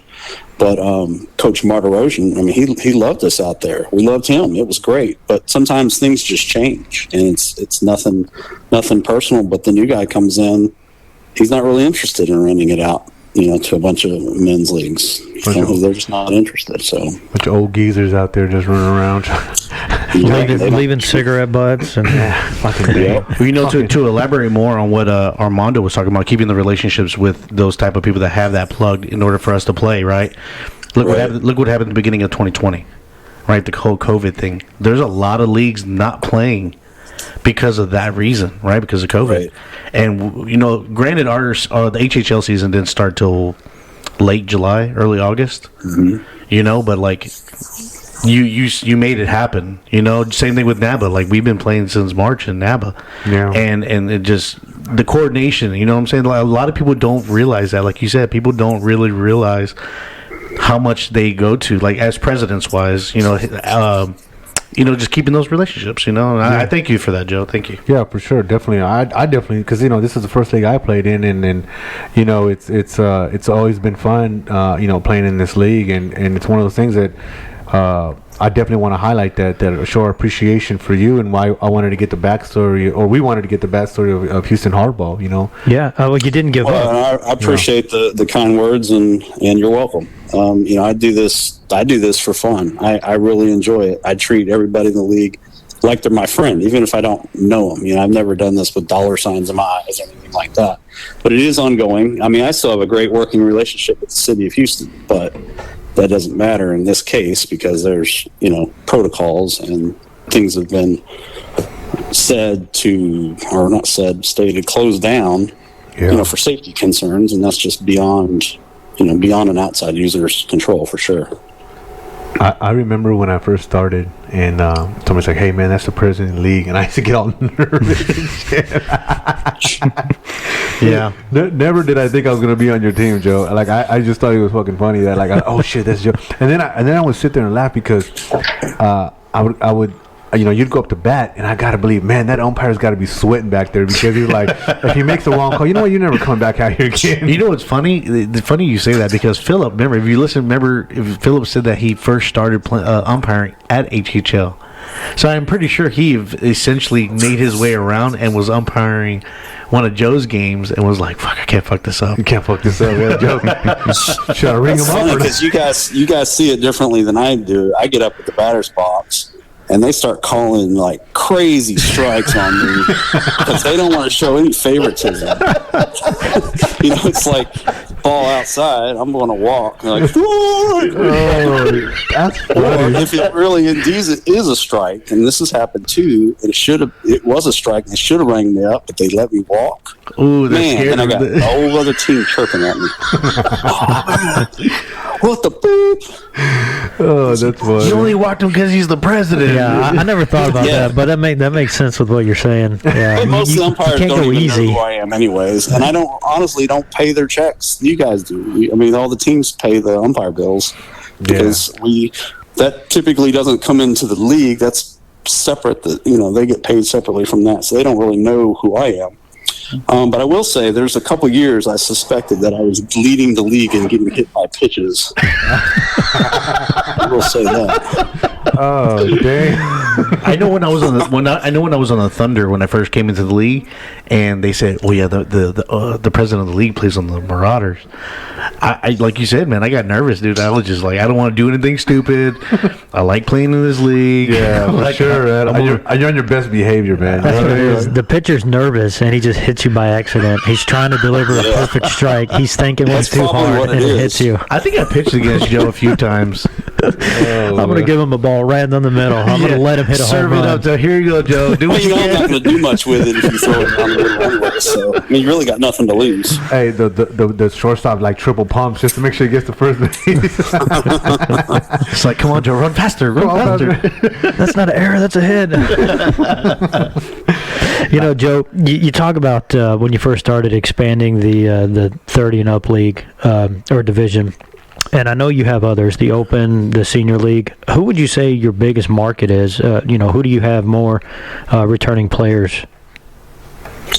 I'll tell you, over the last couple of years, the 30-plus division has gotten really competitive.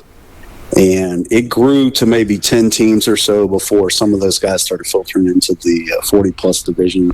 And then, of course, COVID kind of changed a few things. Generally speaking, the Open division, guys that are in their 20s, there's just more available because they haven't quite settled into their family role. So once they get into 30s, especially in the 40s, there seems to be a less pool of players to get out to the tryout. So if we would have tryouts, we would have Open division on its own night all by itself, and then we would combine the 30s, 40s, and 50s together on the other night. So I would say the biggest market is probably the Open division. Just more people available.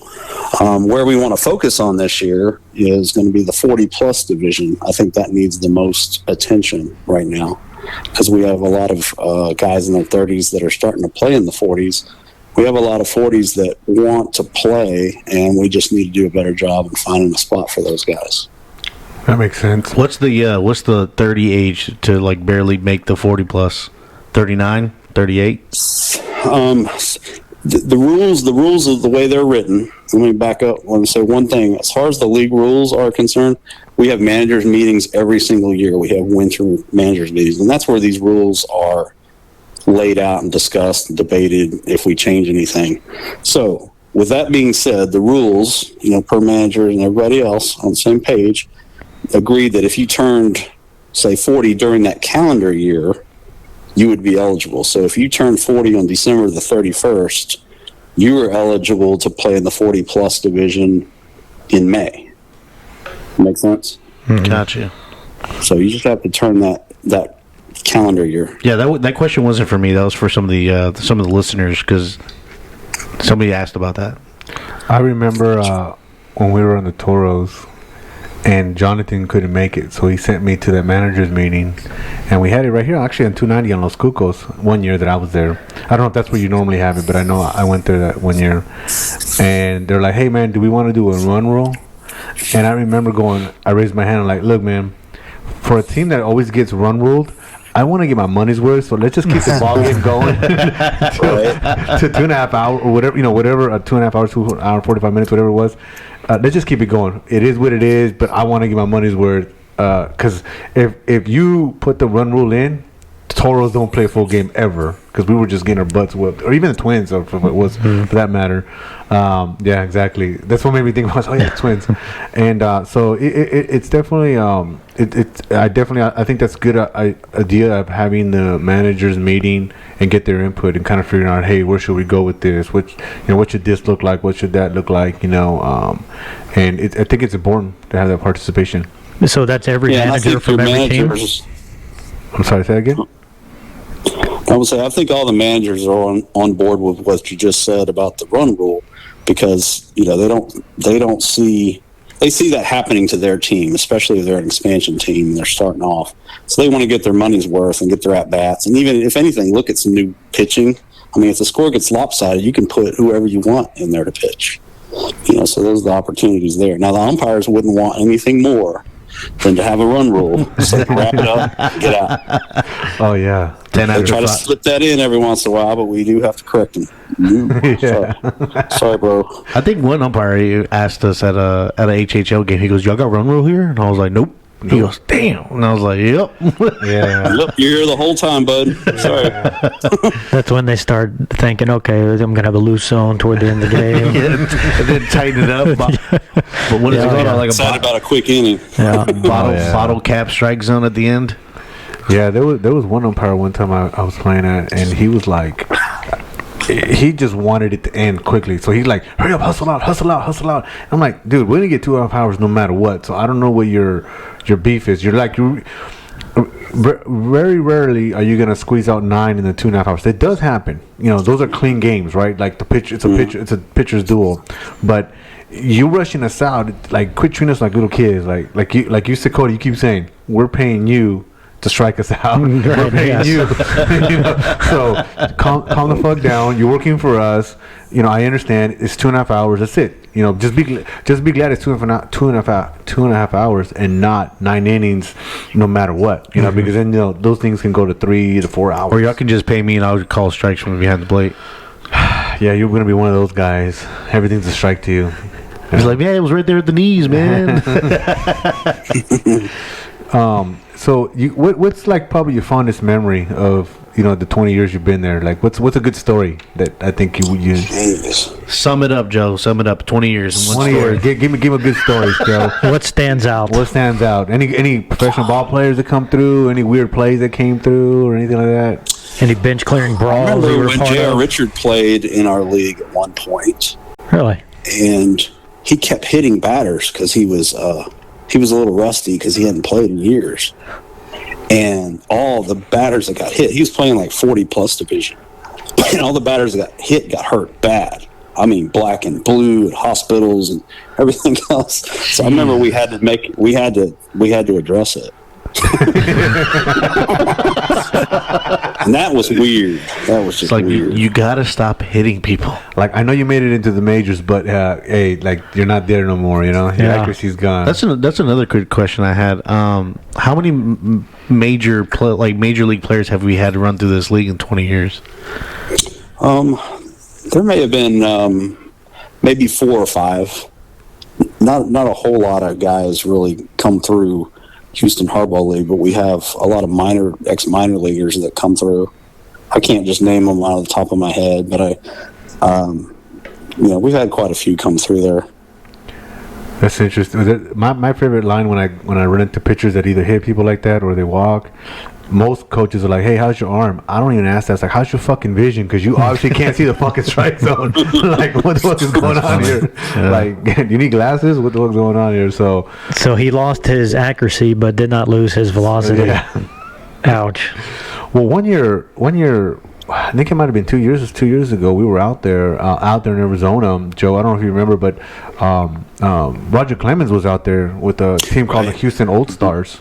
Was out there pitching, 50 and up or whatever, however old he is. But I think that's kind of cool. I know nationally you get a lot of. National, when you're going into those tournaments, they do have rules like, hey, you can have to be X amount of years out of the, minors and majors and all that kind of stuff, So, but we don't have too many on our end. I mean, it'd be cool, dude, to see Roger Clemens roll up into one of our games. That'd be cool as hell. Yeah. When you're 50. No, I just let him come on the team. Like, hey, dude, let me just get one swing. Let me just get one. Dude, if I got a contact, I got a single off of Roger Clemens. Pull that ball. Like, I'll pay you for the ball. I would totally You'd stop. be retiring right there on the spot. On the spot, man. I'm like, dude, I would quit the. I would quit the podcast. I would quit being your friend because I would never hear the end of it. I come in with my gold chain, right? Like, I just say, It's gonna be like, we're gonna be at dinner. You're gonna be like, hey, remember that one time I hit up that single off of Roger Clemens? I'm like, dude, shut up. He's gonna have the ball and a printed scorecard like up on the wall with his at bat circled. No, he's gonna cut out just his line square on the paper. He's gonna cut out just his square. Yeah, no shit. It says single right there, Roger Clemens. Roger Clemens, clean single. There was no error. You talk about all these different divisions, 30, 40, 50. At what point do you go from MA to MS? When do we become seniors? That's what I want to know. Because y'all are creeping. Well, I hate to break it to you, but as soon as you hit 30, you're senior. Yeah, MSBL, huh? Well, that's where it started. In men's senior baseball league was actually designed for 30 and up. And as the players got older, they were 40 and up, 50. When you got to Arizona, they've got 77 and up. Yeah. But you started senior baseball at 30, and later they formed men's adult baseball league for the open age. And that goes back to the theory of 18 and up, and they're going to age out and eventually go play 30 and up. And I think they do to some degree, but you always have some turnover, guys kind of coming and going. It's like a farm system for the 30 and up for the seniors. That's basically what it is. Yeah. No, and I think that's cool. I think one of I love the motto. It's don't go soft, go hard. I love, like, what do you call that? Double meaning. Like, I love that. It's like, Double entendre. I was gonna say that. I don't know if that's right. And I'm not. Is that right, Cody? I don't know. Okay, because I'm pretty sure. The what I'm worried is that I was gonna say that and he said that, so now I'm like, it's probably wrong. Yeah. I'm sure we'll find out. Yeah, I'm sure Stuart will correct us or some shit, But yeah, so I'm scared. So, but I think that's awesome that they go out that they have that model, because I feel that I never went to softball. I always stayed baseball. So I went from California to be Mexican League to coming here to HHL, and it was one of those things where, like, all right, I'm not doing softball. So I have very little respect for the guys that go hard on. So yes, I said it. I've been wanting to say it. 14 episodes in, I've been wanting to go hard on these softball players that think they're -10 metal bats on a girls softball field. They think they're the shit. Like, get out of my face, man. Come play baseball, because Christ. and so that's I can hear the subscriber number going down and down and down. But I do, and like you said, over there in Arizona, 70. I played with a guy who's 70 years old in a father-son tournament that I was legitly in. And in Arizona, and he was 70, and I was just like looking at him like, man, I'm proud to play next to a guy who plays 70, and I'm over here with aches and pains at 40, and I'm thinking, man, if this dude can do it, I just got to keep myself healthy, and I could be just like him, you know. And the fact that he's now playing softball should mean everything to anybody. Right. The fact that he could easily go play softball, but he's playing hardball with 70-year-olds. You know? Yeah. So I'll tell you what, some of those guys, they go out there and they typically, when they go to Arizona, they're typically going to play one game a week. I mean, it's spelled out, no double headers, because they do not want to play double headers. So you get one game, not one game a week, one game a day while you're out there. And so you'll play 5 or 6 games in 5 or 6 days, and they'll spend, 2 hours getting warmed up.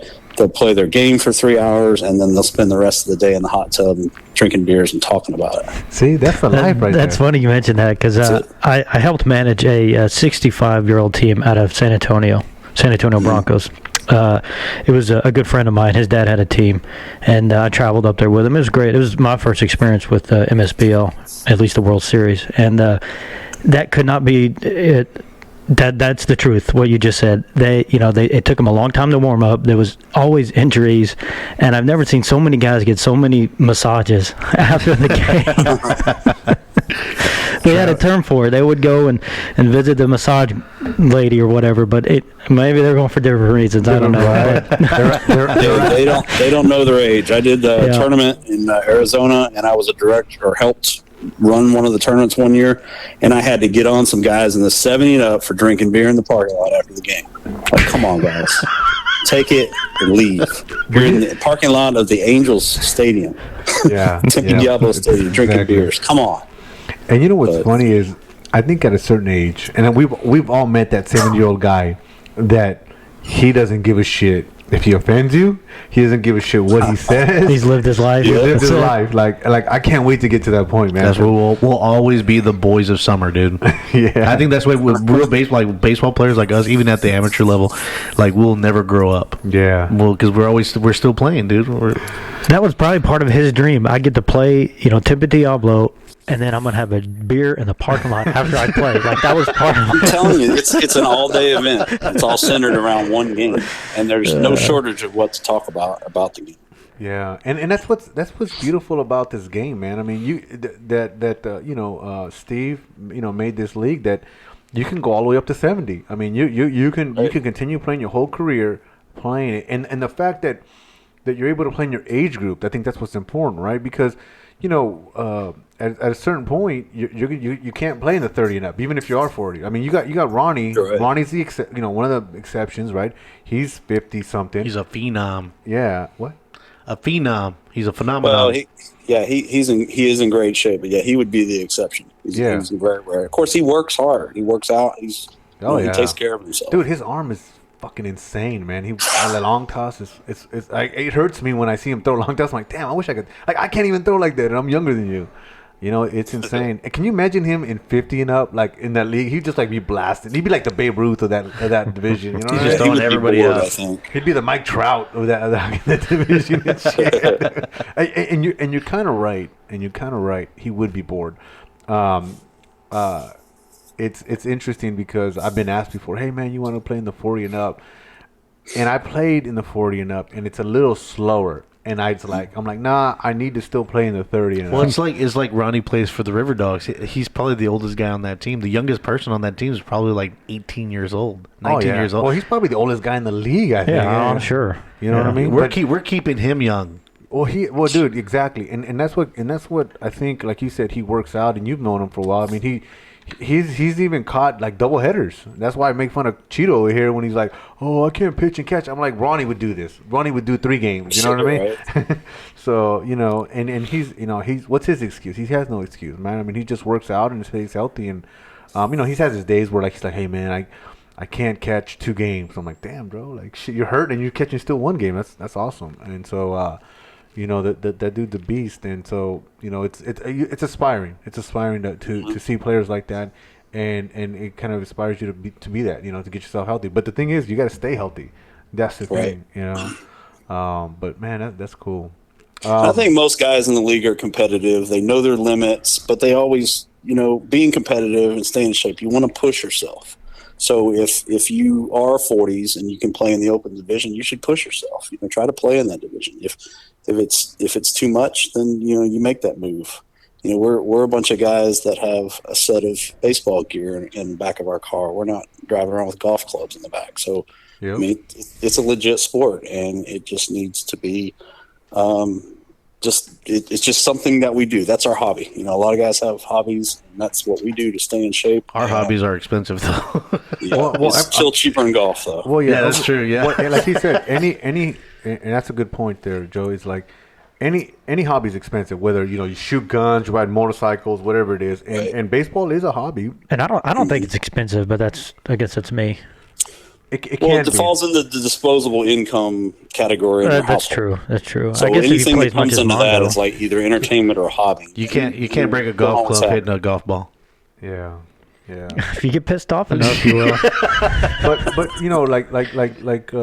like Joe said, you got if you play in multiple leagues and then you got tournaments, right? And I like the tournaments because it's my getaway. It's my little bit. I don't take vacations, so to me it was like when I went to Arizona for the first time, I had a great time because I was like, out there for a week. I'm playing a sport that I love, but you're spending money on the flight, hotel. And the fee is not that big of a deal. Like I think the fee is like almost nothing, but compared to what you're spending. But it's that the time you're spending, and then the time you're spending away from work, right? Like if you got paid time off or whatever it is, you're losing money if you're not making money, right? So Well, yeah, tournaments and multiple leagues, yeah, that's when it can get expensive. yeah, it can add up, and then of course you have to have the time to be able to commit. And some people can commit to their hobby more time than others, and some people don't have the time for hobbies right now. So it varies for sure. I mean, if you break it down, what are we looking at? $15-$20 a game, something like that. yeah. If you break it down by game, Yeah, plus gear, if you keep breaking bats yeah, or breaking other people's bats. or that. I said I was sorry, okay? I don't think you were. I said I was sorry, and I'm going to make you a new one. Yeah, we'll see. But it's I'm glad you're doing it. Because that's the thing. Again, I'm gonna say this too. Is like people want to complain for whatever reasons. Joe's not doing this or the league's not doing that. But it's like, okay, well, you do it then. And people ain't gonna do it. It's the stress that goes along with it and all the BS that goes along with it. It's not that easy. It's easy to point a finger and complain, but it's not easy to fix it. Do you have a regular job, Joe? Do I have a regular job? Let's see, regular job. Actually, yes, believe it or not, I'm a web developer by day, and I build mobile apps and e-commerce sites, and I have clients. So that's what I do during the day. I've been doing that for about 15 years. Wow. So you got that, HHL, and then your baseball cages. Yeah, and then the batting cages, I don't have to be there all the time. I try to combine a lot of the admin work for the league at the batting cages, and then even use the batting cages for like team practices and such for teams in the league. So that works out good, especially on the some of the teams that play on the north side. We're trying to assemble a team and get a new team. Well, it's just easy. Just come over to the batting cages, let's practice, and then we can organize your team at the same time. So Nice. I'm pretty good at time management, I guess. Yeah, no, it does. I mean, you definitely keep it busy. Yeah, I was looking at that the other day. So you have a North division for some of these age groups, right? Well, it was once called the North Division. Then we had it was Open North.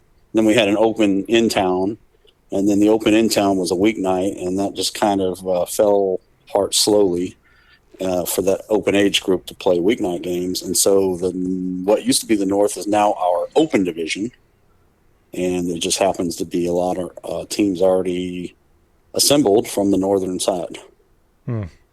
So, 30 teams, you think, out of the whole league? Everybody? I'm thinking the way it's looking now, it's looking between 24 to 28 teams for spring 2021. Oh, okay. So moving forward, all right.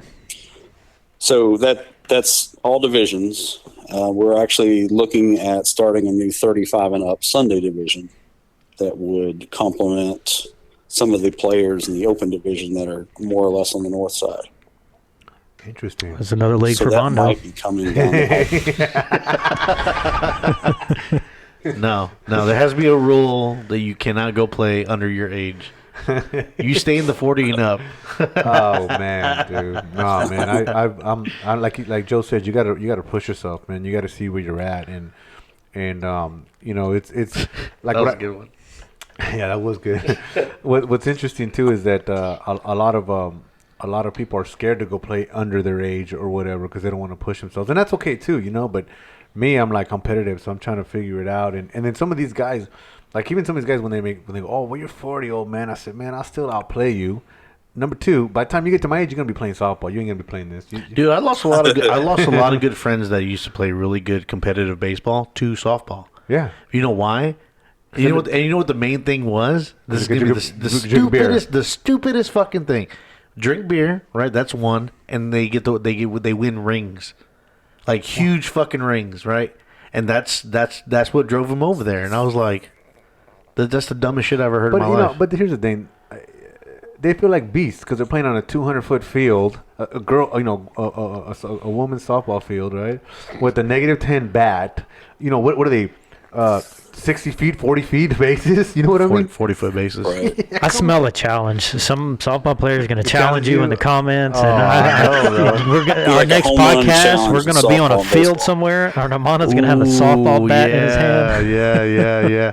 Well, another thing that they'll say too is sometimes they'll have these specialty tournaments where they'll play at a major league park, and they'll hit softballs out of a major league park. Now that of course they're dropping bombs, but if you look at the guy, he has no neck. Yeah. He's like the big dude. Yeah, he's like 6'4", like 240. Just drop. Put all their weight into it. Yeah, A -10 bat, metal bat. You know what I mean? So what, you want a -10 wood bat? Nah, I don't believe in that BS. But but it's definitely harder as you get older to compete in these groups, and but it's definitely fun, man. It's definitely fun for sure. What's the team name that you guys take to Phoenix from HHL? We've been going as the Cyclones. Okay, so Houston it is, Cyclones. and that's 35 and up. We were 40 and up last time we played. There is a Houston Marauders that plays 35 and up. Ryan Martin, who played with us this fall, takes the Marauders. No relation to our league Marauders team, other than he's on our team now. And so we typically, the last couple of years, we've been taking a 35 and up Marauders, a 40 and up Cyclones. There was a 50 and up Skeeters. Now we have the 55 and up Old Stars that go. And then there's several guys that pair up with other cities and play under that city's name that go as well. Yeah, I forgot what's the name of that coach on those Skeeters? I forgot his name. It slipped my mind. Ronnie Stiegel. Yeah. He's a really cool dude. That's why I went up there with the father and son tournament. The first time I went to do a tournament, and that was that was definitely fun. He's a good guy. He's a good manager. He's a great manager in the MSBL. He's actually in the MSBL World Series Managers Hall of Fame. Oh wow! So if you go to their website and look up Hall of Fame for under the World Series Managers, you'll see Ronnie in there. Cool. He's definitely a good resource for knowledge. You know what? Maybe we'll get him on. That's probably good. That's probably a good idea. Well, Justin, Justin introduced me to him. Justin got me on with him to play in Texas Cup, and I think in the World Series out there in Arizona. And I think they just won their first championship, if I remember right. If I remember the post right, Justin. I'm pretty sure Justin was with Ronnie. So I assume Ronnie got his championship. I don't know if he's never had one, but I know they just got one recently. So You get a ring for that, right? Oh, I don't remember. I think you do. Do you? You do. You get rings in the MSBL World Series. Yeah, see, that's cool, man. So you could get rings in the league. You just have to talk to your manager to bring it up at the manager's meeting. Dean, if you're listening to this, I want a ring. Your entry fee is going to go up. Yeah, man. It's got to come from somewhere, man. Well, Joe, just give me a T-shirt, Joe. I'll be fine with a T-shirt. Got it. And free parking at the batting cages. Don't forget free that. parking. Free parking, man. He will validate your ticket. Sweet. Oh, man, that's cool. We got anything else for him? I think we got about an hour in, a little over an hour, so. No, I think we're good. Oh man, I wanted to keep talking to Joe. Yeah, I think it's a good conversation. I hope you're having fun, Joe. But we're getting a lot of old school knowledge here, man. I like that, and especially now that I'm thinking about Ronnie, like that's another one I definitely want to reach out to. So, Yeah, no, I appreciate you having me on the show and giving me the chance to plug the league, and hopefully we cleared some things up. If not, the email, joe@HoustonHardballLeague.com for all your hate mail or any questions or anything else you like or don't like. And give us the website. I've heard it all today. Not today, I'm sorry, this year. 2020 has brought out some true colors in some people this year. man. That's across the board, outside of baseball and everything. And Joe's still cool as a cucumber, man. Hey, I bet he looks at some of these managers as whiners. Like, you damn whiner. Here we go again. Oh, what are you gonna whine about right now? What are you gonna whine about? This is why Armando can't run a league, because he'll just tell everybody, "Shut the hell up! I don't want to." What do you suggest we do? Cricket. Yeah, exactly. Man. So when you have these managers meeting, you aim to tell me that you have 25 guys there plus yourself? No, well, in the olden days, yes, we used to have that, and we might have a bigger turnout this year because we'll probably have a managers meeting online instead, because we just can't get that many people together. But yeah, Zoom we have calls. 20, 30, 40 people in a room for sure. I imagine. Well, I can't imagine you get anything done with 30 people. Just spouting off. It was when the one I went to. I think if I remember, it was just. I don't know if it was. I thought it was 30 and up, but maybe you might have had. Yeah, combined. eventually we did have to separate them because the league was growing and we had too many guys. Each division started having their own agendas, and we couldn't get work done across the board, so we had to kind of split it up. Yeah, that makes sense because I know that. But you'd be amazed at how many people show up when you offer pizza and beer. Yeah, right. It gets them there, man. Yeah, for sure. And then, but that's important too. Is that hey? I mean, I say this at work. If you're gonna give me a problem, give me a solution too. Give me, Right. offer that up. Don't just gripe. Just give you the problem. Yeah. Yeah, I mean, I get a lot of email questions, and it's open. Anybody who wants to email me can email me anytime. Obviously, I can't sit on the phone all day and have phone calls. I do have a day job, and I still have a family and everything else. But yeah, if anybody ever had any questions, I'm easy to get along with, and I'll be glad to answer any questions that anybody has or clarify anything. Yeah, that's cool. That's good. I like that. That's Fair enough. Open door policy. Open door. Yeah. Except don't ask me about managing because apparently I don't know how. But if I stay away from you guys, y'all take it. It'll be fine. You guys can wrap up the Marauders' successful season one way or the other. Yeah. I hope we get you that trophy, man. Because I mean, it's been a tough season. I know. I actually look at Stewart sometimes. I'm like, man, how are you not pulling out your hair, man? Like, because you'll get guys that'll drop off at the last minute. Oh, hey, I'm gonna be late, and it's like, wait a minute, but we're home, or we're home. So it's like we need you here. It's like, how are you gonna? That's the most frustrating, I think, as a manager. Yeah, it is. And looking in the parking lot, see who's coming. Yep. Or look in the parking and know that nobody's coming, Cheeto. Sorry. Yeah. Yeah, I'm sure. I'm sorry, but I this is an ongoing thing, Joe. My family priorities are above baseball right now, and apparently that's the wrong way to live. It is the wrong way to live. Baseball's first, man. At the very least, just communicate. That's all you got to do. 100%. That's exactly it. At least, Cheeto does. I just give Cheeto a hard time. I know you do. Cheeto does communicate, but there's guys, like you said, communicate. Just say, hey, man, I mean, to me, late. non-response means you're not coming. Yeah. I mean, I don't wait around for you. But then it pisses me off that you don't respond and then you show up. And then show up, You're right? on the bench. Oh yeah, dude. I've been there. Me and Stuart have been there definitely for sure. So, man, I really appreciate the time you took, man. And this was a interview long time coming. We just wanted to make sure we get the bugs worked out. Yeah, we wanted to be professional before we brought Joe on. Yeah, and then the other thing too is I wanted to ask you in person, but you like I think I've seen you once, like I said, the whole season. So I'm like, hey, let me just reach out to him. And let's get this over and get your story out there, because definitely I know you've been doing it for a long time, and it's one of some of these guys need to hear this. So just to recap, Joe, 2021 is gonna be a good year for HHL. Yes, sir. We're moving forward. We're moving on, and we're not looking back. Awesome. So get in the boat or sink or swim, right? That's it. We're not sinking. There you go. So I like that. moving forward. May have some adjustments, but we're moving forward. And tryouts, you doing tryouts February? Yep, registration is now officially open on the website. Don't say February Tryouts will 14th. be Yeah, that's it. February the 14th. Is it Nothing your spouse would want more than to watch you try out on Valentine's Day. Oh, a lot of divorces happening after February, right? Well, yeah, I know, because it's all my it's some fault. guys that they don't make the I've team made and a they're lot of pissed enemies off, with a lot of wives. have a bad night. Oh man, that'll be yeah, that's funny. It's like, hey, babe, before we go out to dinner, I got to go try out first. If I make a team, it's steak night tonight. If I don't, we're Hey, going always stay like an arm length distance away, and you can say whatever you want. Yeah, good advice. See, it's good advice. Well, unless you're in Don't the go in for the kitchen, kiss, you you got might get punched and something like that. knives and pans everywhere. Yeah, that's true, man. That's definitely good advice from somebody. But all right, man, you got anything, All right, Cheeto? well, thanks, guys. Appreciate your time, and good luck with everything. Keep the show rolling. Thanks, man. All right, Joe. Appreciate it. We'll Later, talk to man. you.